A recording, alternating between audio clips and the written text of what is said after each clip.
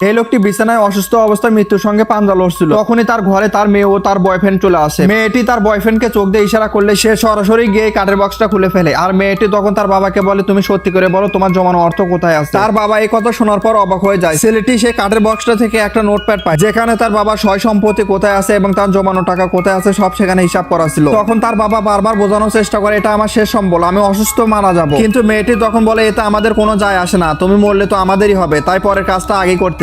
লোকটি এই কথা শোনার পর আবেগে খাটের উপর থেকে পড়ে যায় এবং কাঁদতে কাঁদতে তার অতীতের কথা মনে করতে থাকে। আসলে লোকটি যখন সুস্থ ছিল ভালো ভালো খাবার রান্না করতো, তার মেয়ে ও তার স্ত্রীকে দিত না, এমনকি তার বোনকে দিয়ে তার স্ত্রীকেও অত্যাচার করতো। একদিন ছোট্ট মেয়েটির মা তাদের প্রতি অন্যায় প্রতিবাদ করতে এই মহিলাটি ধাক্কা দিয়ে পানিতে ফেলে দেয় এবং বাঁচানোর বদলে হাসতে থাকে। তাদের এই দৃশ্য তার বাবা উপর থেকে দেখছিল, কিন্তু সে কিছু করেনি। সেই ছোট্ট মেয়েটির সামনে তার মা মারা যায়। মেয়েটি এত কষ্ট পায় আর সহ্য করতে পারে না। যখন সে বড় হয় তখন সর্বপ্রথম তার ফুফুকে বাড়ি থেকে বের করে দেয়। এই দৃশ্য তার পাশ থেকে তার বাবা দেখছিল, কিন্তু সে কিছু করতে পারে না, কারণ সেও মৃত্যুর সঙ্গে পাঞ্জা লড়ছিল এবং অসুস্থ অবস্থায় ভুগছিল।